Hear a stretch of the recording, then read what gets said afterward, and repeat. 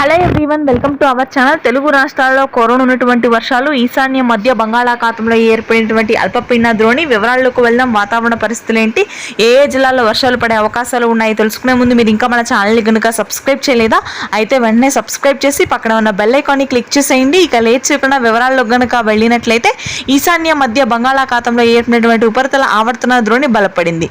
దీని ప్రభావంతో ముఖ్యంగా ఉత్తరాంధ్ర, మధ్యాంధ్ర జిల్లాల్లో మోస్తరు నుంచి భారీ వర్షాలు నమోదు కానున్నాయి. అత్యధికంగా ఈదురుగాలులు గంటకి 60 నుంచి 70 కిలోమీటర్ల వేగంతో వీస్తాయని వాతావరణ కేంద్రం వెల్లడించింది. శ్రీకాకుళం, విజయనగరం, విశాఖపట్నం, పార్వతీపురం, మన్యం, అల్లూరి సీతారామరాజు, తూర్పుగోదావరి, పశ్చిమ గోదావరి జిల్లాల్లో మోస్తరు వర్షాలు నమోదు కాగా గుంటూరు, కృష్ణా, అదేవిధంగా ప్రకాశం, నెల్లూరులోని ఉత్తర ప్రాంతాల వరకు కూడా ఈదురుగాలులతో కూడినటువంటి మోస్తరు వర్షపాతం నమోదవుతుంది. రాయలసీమ వ్యాప్తంగా పొడి వాతావరణం కొనసాగుతుంది. తిరుపతి, చిత్తూరు ప్రాంతాల్లో మాత్రమే వర్షాలు నమోదవుతాయి. ఇక ఉత్తర తెలంగాణ, మధ్య తెలంగాణ జిల్లాల్లో వర్షాలు కురవనున్నాయి. హైదరాబాద్ పరిసర ప్రాంతాలు, కరీంనగర్, వరంగల్, భద్రాద్రి కొత్తగూడెం, మేడ్చల్, మంచిర్యాల ప్రాంతాల్లో మోస్తరు నుంచి భారీ వర్షపాతం నమోదవుతుంది. రానున్నటువంటి 3 రోజుల పాటు అత్యధికంగా అల్పపీడన ద్రోణి ఉత్తరాంధ్ర, మధ్యాంధ్ర జిల్లాలో ఉండనుంది. Thanks for watching.